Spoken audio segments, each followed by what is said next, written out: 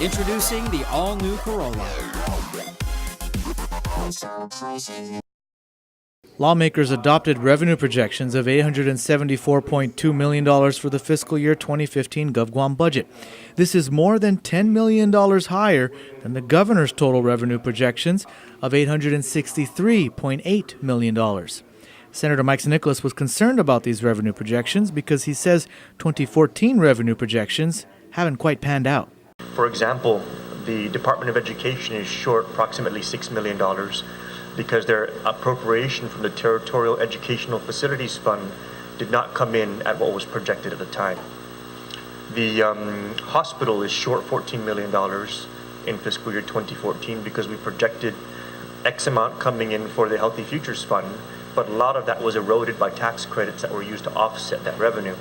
Lawmakers also approved setting aside $118 million for tax refunds, which is actually less than what was set aside for this fiscal year.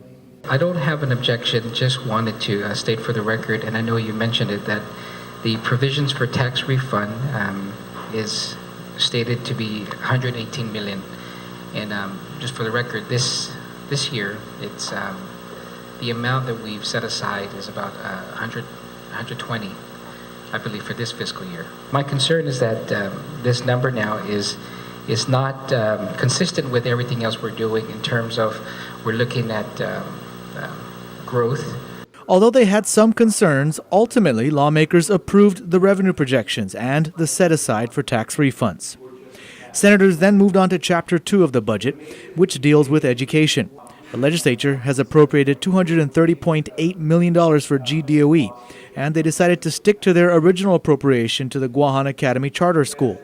GAC's officials had requested an increase in their budget, as Principal Donna Dwiggins claimed that GDOE was spending an average of $6,600 per pupil, as opposed to the $5,500 that GAC's is budgeted for.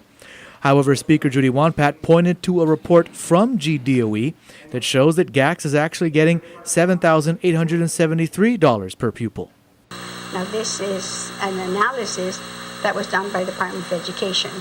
So the legislature, what we're saying, and even with the committee, is that we're not micromanaging in the sense, because we do have this council that gives the charter, awards a charter, or grants a charter, and it'll be only them also through an evaluation to determine whether their charter should continue.